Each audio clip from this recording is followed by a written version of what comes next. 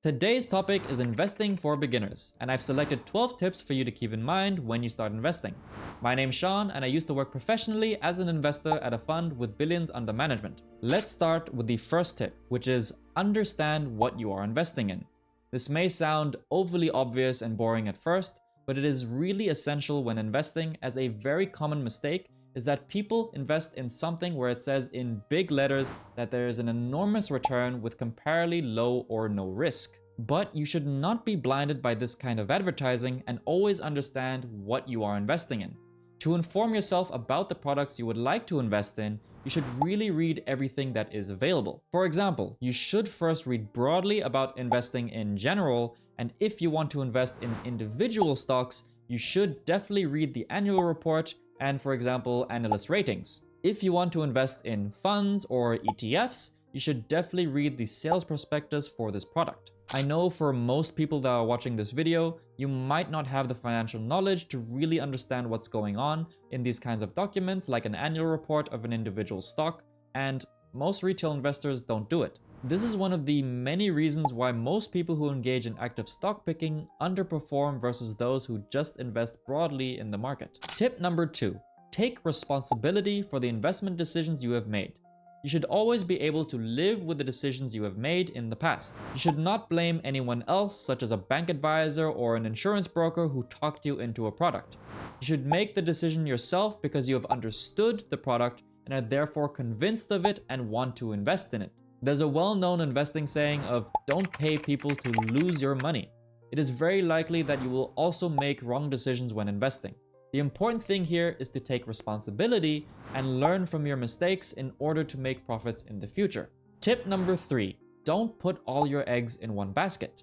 This means diversify your investments. As already mentioned in the previous tip, it is very likely that you will also make wrong decisions. The only important thing is that if you make such a wrong decision, it should not affect your entire portfolio or your entire investment amount. By diversifying, you are simply more broadly positioned and you have spread your risk, which does not automatically mean that you will also have a lower return. An important aspect of this is also to invest in different asset classes.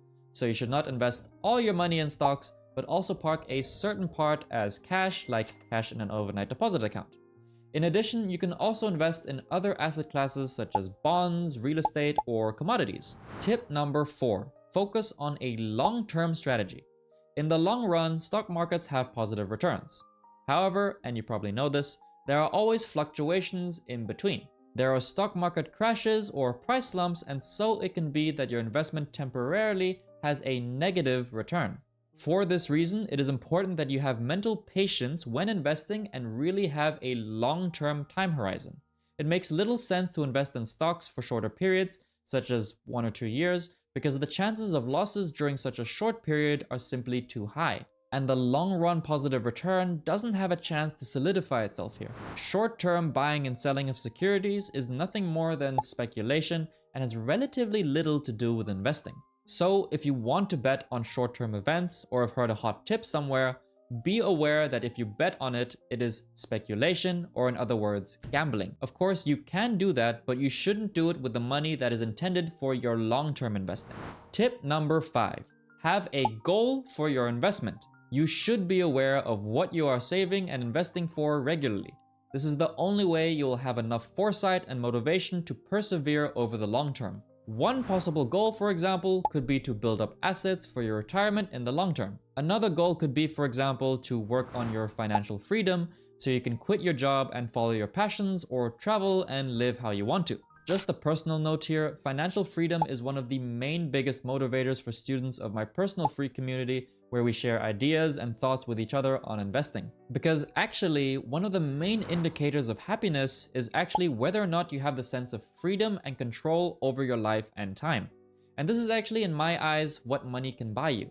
I'm not interested in fancy watches or anything lavish, but I am interested in having control over my life and buying back my time using my investments. And this is my big long-term goal that keeps me motivated and consistent with my investing. Anyways, if you have short-term goals such as buying a new car in the next 1 or 2 years, you should simply park the money in a savings account instead and not invest in stocks. Tip number 6, pay attention to costs, taxes, and inflation. profit is not always profit. Just because you've invested in stocks or other securities and there is a big green plus, it does not mean that this is your real profit that in the end gets paid out to your account. What do I mean by that? In the end, you have three enemies of your investments that eat away at your profit. First of all, you have transaction costs. When you buy and sell securities, your broker charges you a fee. You should definitely make sure that this fee is as low as possible, so compare different brokers. As a rule, brick and mortar banks, for example, are significantly more expensive than online brokers or neobanks. This point also depends a lot on the investment strategy that you're pursuing. If, for example, you want to trade in the short term, meaning speculating in the short term by buying and selling shares regularly, then you will naturally generate very high transaction costs. Constant back and forth will drain your account via the costs. The next enemy of your return is taxes. Of course, it is normal to pay taxes in our society.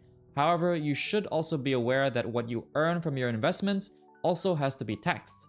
However, in some countries, if you look, you can have your investments partly or completely exempted from taxes, so be aware of this. By the way, if you're a high-income business owner, freelancer, or investor, then you might want to check out Global Optimizer to restructure your taxes. Link below in the description.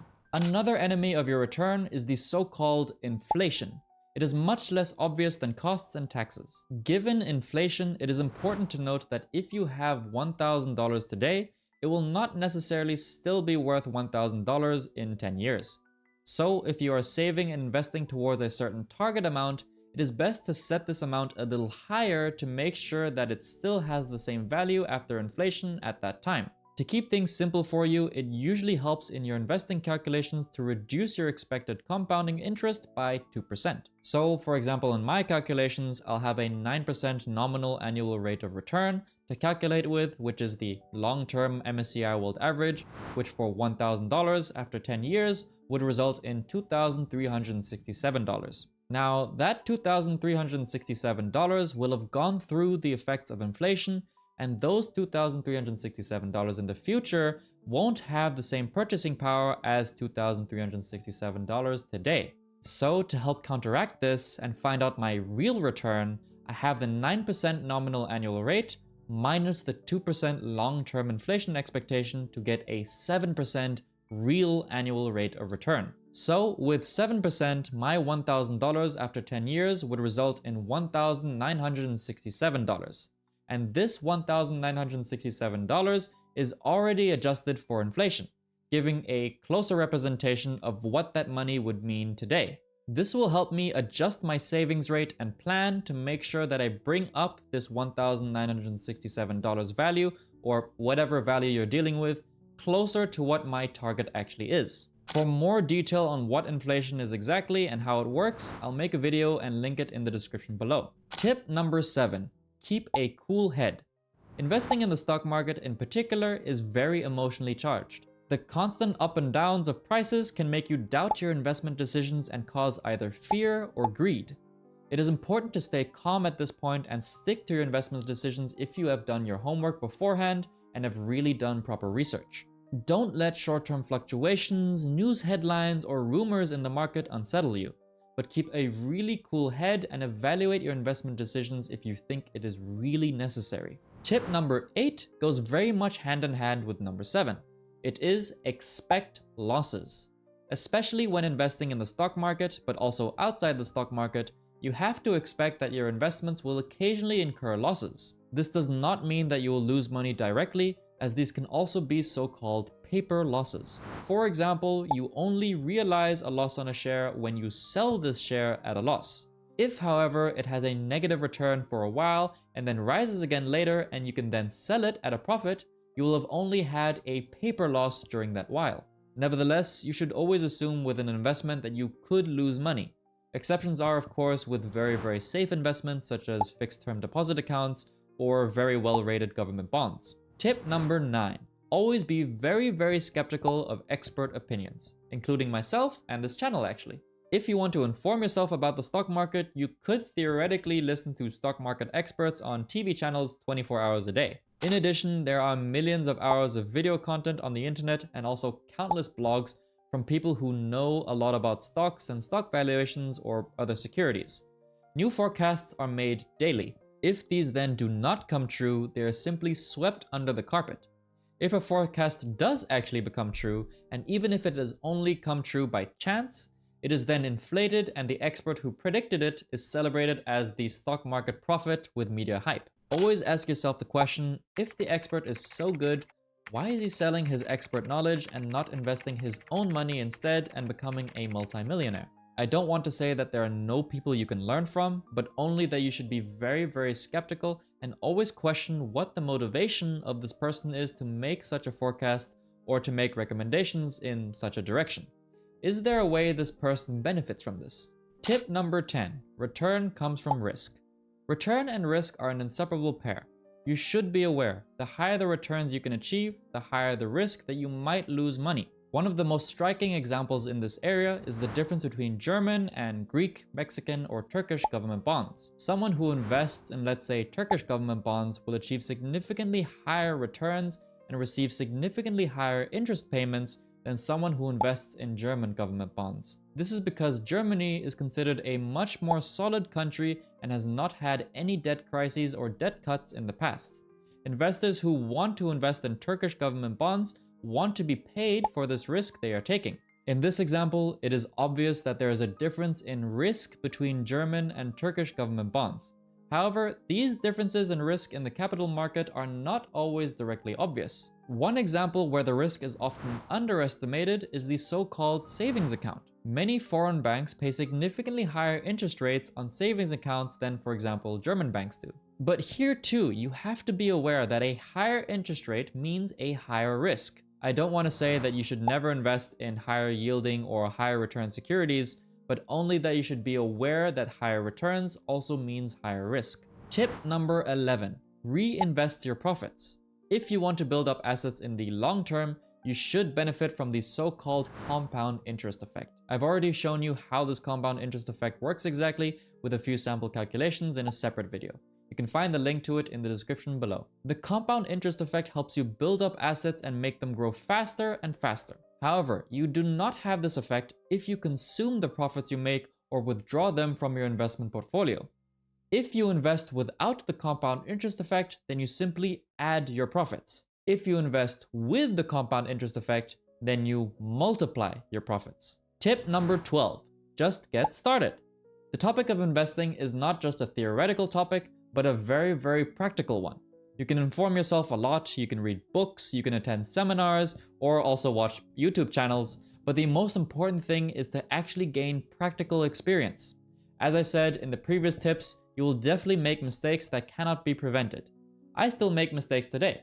The only important thing is to learn from them. This also affects tip number 11, namely, the earlier you start, the stronger your compound interest effect will be. So don't let topics that sound very, very complicated at first, such as the taxation of investments, drive you crazy. If you have a larger amount of money that you want to invest, take a small part of it first and start investing and gain experience in order to gradually build up your position. If you don't have any assets yet and want to start investing slowly, you can do so from as little as $25.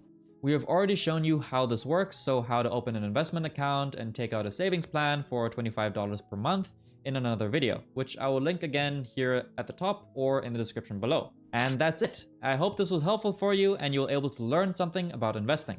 I've already made many videos on the topics mentioned in this video, which you'll find in the description.